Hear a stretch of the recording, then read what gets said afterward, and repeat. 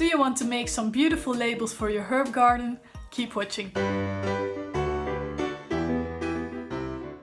Hello everyone, my name is Tinne. I am the designer and co-founder of VectoriaDesigns. Spring is in the air, making everybody happy. And you know who else is happy?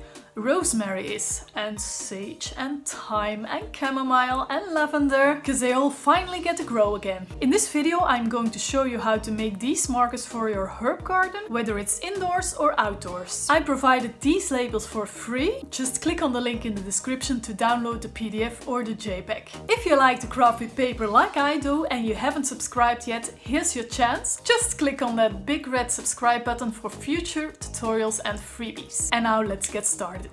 When you click on the download link below, this is the page that you'll get. There's a number of pre-laid labels with herb names and there's a bunch of blank labels. If you would like to add some of your own herb names before printing, I added the font name below, and I also added a link to add your text yourself, and that's why I provided the JPEG, because you need the JPEG for that. So, and if you are happy with your page and your herbs, just cut out the ones that you would like.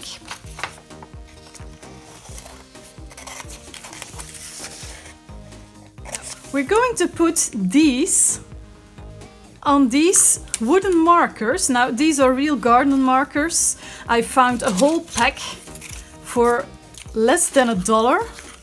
So I think that was a real bargain. But by all means you can use those large white wooden popsicle sticks like these, but then twice the width. And before I'm going to put these on the wooden markers, I'm going to paint them with a bronze acrylic paint. Let's shake it first.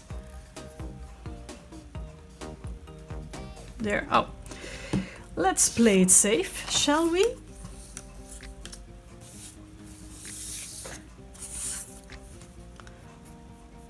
So to let these dry, they dry fairly fast if you don't use a lot or any water while painting it.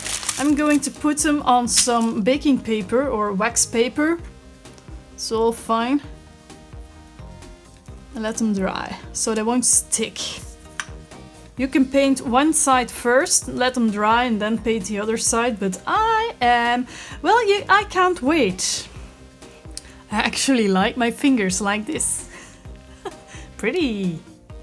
Then let them dry. The next step is to glue these on the painted sticks on the end, like this. And you can use a regular glue for this, but since we need it later, you can also do that with Mod Podge. Now, if you have an indoor herb garden, you can use a regular Mod Podge. If you have an outdoor herb garden, I suggest you use the Mod Podge outdoor. I've heard some people say it still sticks a bit. You're not really going to touch these all the time, so I don't mind if it does, and we'll see. My herb garden is outdoor, so I'm going to use this one. I'm just going to glue these on. So a bit of glue on the back.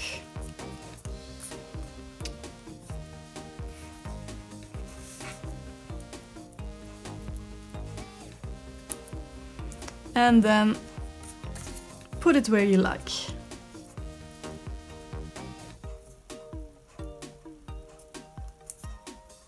Nicely centered.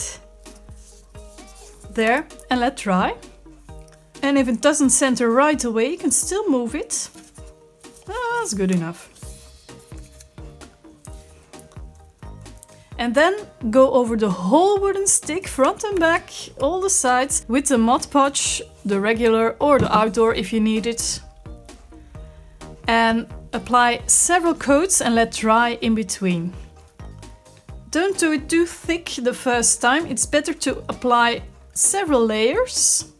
The Mod Podge looks a bit white, but it'll become clear when it dries, don't worry. Let's be safe.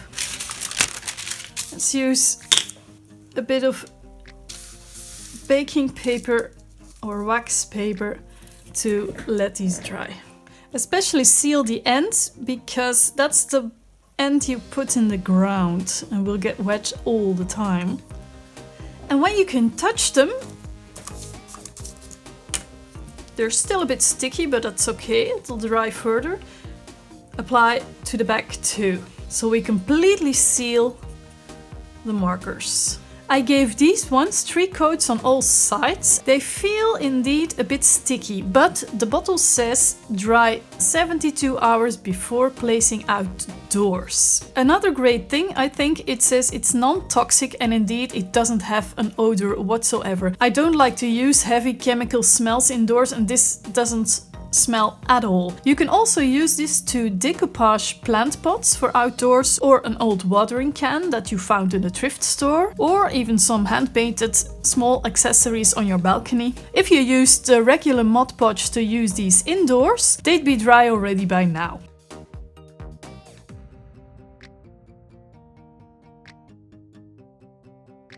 You can also use these labels to put on your spice jars. I put this label on a jar that I filled with some sage that I dried myself. Thank you so much for watching.